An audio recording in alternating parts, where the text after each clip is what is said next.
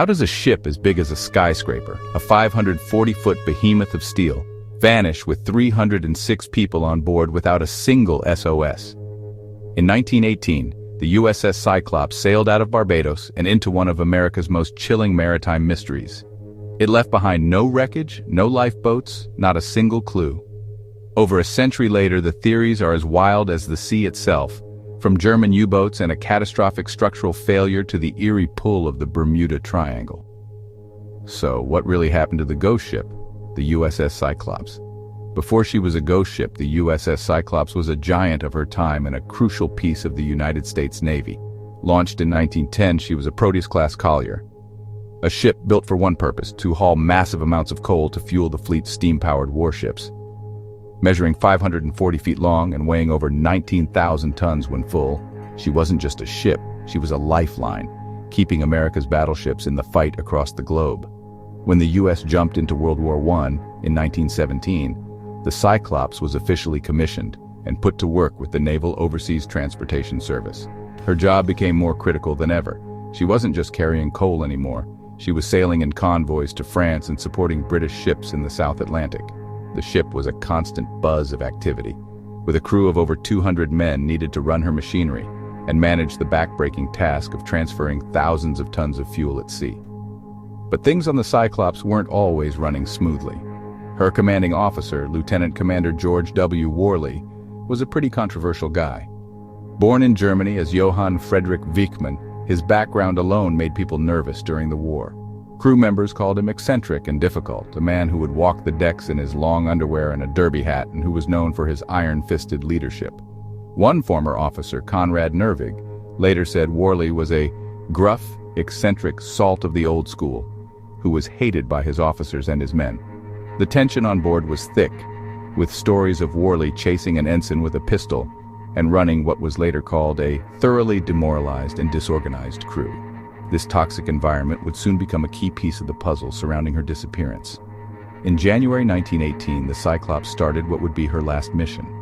She steamed from Norfolk, Virginia to Rio de Janeiro, Brazil, to drop off nearly 10,000 tons of coal. After she unloaded her fuel, she prepared for the trip back to Baltimore.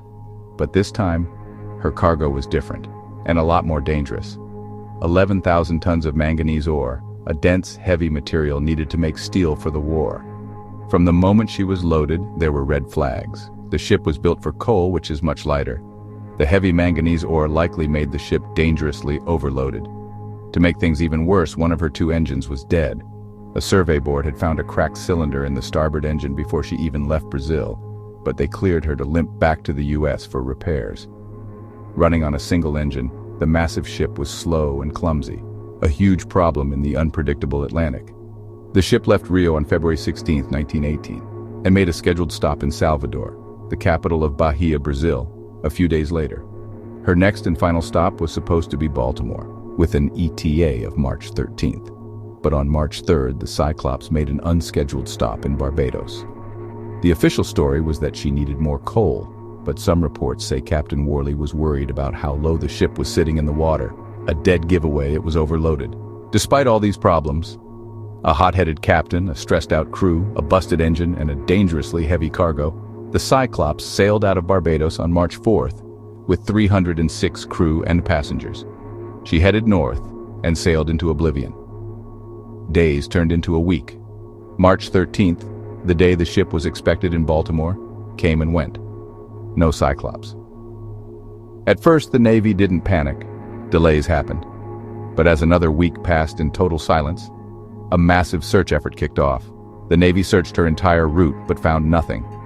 Not an oil slick, not a single piece of floating debris, not even a life preserver.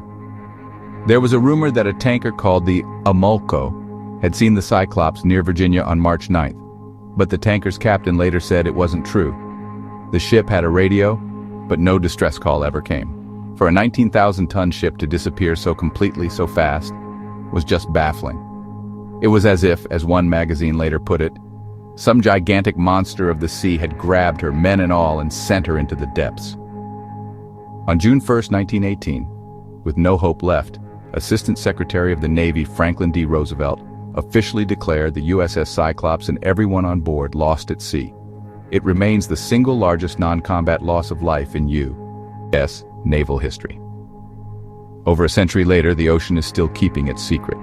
The official Navy investigation admitted that many theories have been advanced, but none that satisfactorily accounts for her disappearance. Before we get into those theories, from the logical to the bizarre, if you're into historical mysteries like this one, make sure to subscribe and hit that bell icon so you never miss an investigation. The most accepted and logical theory points to a catastrophic structural failure. The Cyclops was dealing with a perfect storm of deadly problems.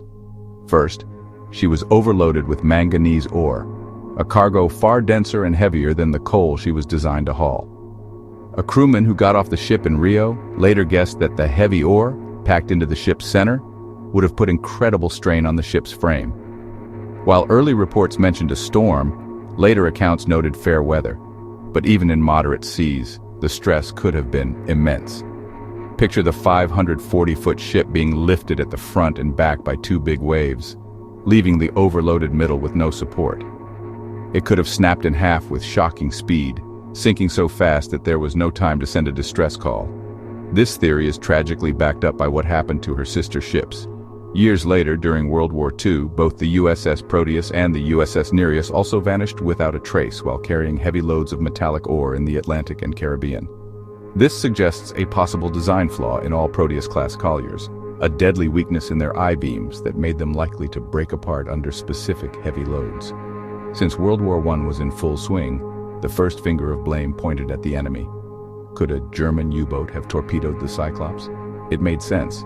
She was carrying cargo vital to the American war effort. But this theory was quickly shot down. After the war, a deep dive into German naval records showed no U-boat activity in the area where the Cyclops went missing. Germany was usually very precise about documenting their kills, and there was no record or claim of an attack on the collier. There was also talk of sabotage, fueled by Captain Worley's German birth and his tyrannical command. Could he have been a spy who sank his own ship or handed it over to the Germans? Also on board was the American Consul General to Rio de Janeiro, Alfred Gottschalk, who was known to be a German sympathizer. While it sounds like a great spy movie, a thorough investigation by naval intelligence found zero evidence that Worley or anyone on his crew was disloyal. The enemy action theory has almost no proof to back it up. And then you have the theory that has cemented the Cyclops in paranormal history: the Bermuda Triangle. The ship's route took it right through this infamous patch of ocean between Florida, Bermuda, and Puerto Rico, an area linked to dozens of unexplained disappearances. The total lack of wreckage, the suddenness of it all, and the huge loss of life make the Cyclops a poster child for the Triangle mystery. People who believe this theory point to everything from rogue waves and sudden methane gas eruptions from the ocean floor to wilder ideas about unknown forces. The fact that her two sister ships also disappeared in the same general region only adds to the spooky legend. However, scientists and naval historians are not convinced. They argue that this area is one of the busiest shipping lanes in the world, and statistically, no more ships or planes go missing there than in any other part of the ocean. The weather in the region is also known to be extremely volatile and can whip up violent storms in an instant.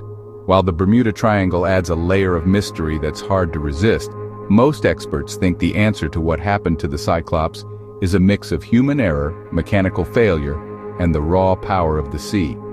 For over 100 years, treasure hunters and naval historians have been searching for the final resting place of the USS Cyclops. But even with all our advances in deep-sea tech, not a single piece of the ship has ever been found.